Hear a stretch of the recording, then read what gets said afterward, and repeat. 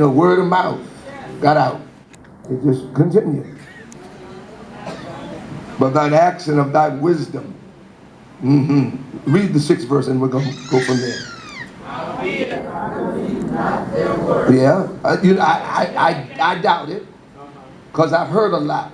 That's what I hear people talking about. They got the goods, they got the money. And I said, first, I'm not impressed. And that is one of the challenges for me. I'm only impressed by God. And I'm impressed by the glory that I see on people's lives.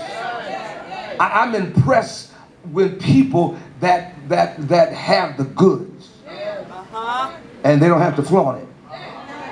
It's just there. I mean, when you got the oil on you, you ain't got the hoop. You have to be careful hooping; they'll fall out. That's true.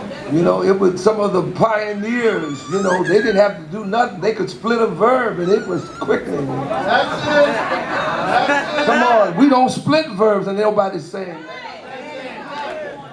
They didn't have to be in. We try so much to be important. But Charles Mason said, "Wherever I sit, I'm the head."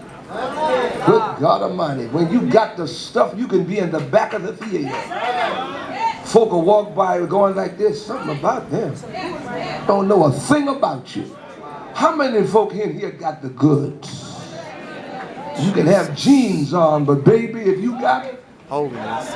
And what's interesting, I'm already preaching. What's interesting about having the stuff is there are people that are unregenerated.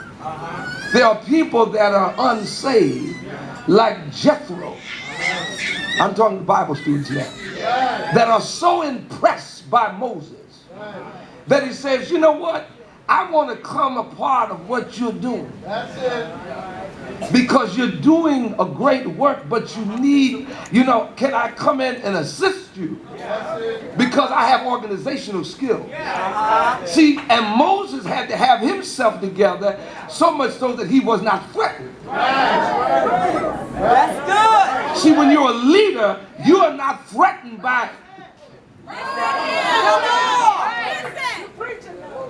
I had a boy in my church come off the street and decided to do a nosedive in the Bible, and he learned it by heart.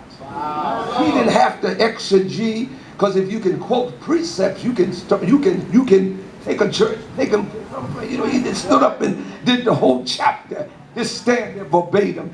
And I said to myself, I'm going to take him with me as my Bible, so when I'm on the street preaching, all I got to do is look at him and say, and what it said. And he just stood there because he was an he just stood there and started talking like that.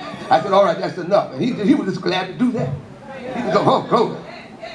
See, you got to know what you got with you. So somebody slipped me a note one time and said, he's preaching now. I said, I know he's preaching. Said, and he's going places that you used to go. I said, I'm glad.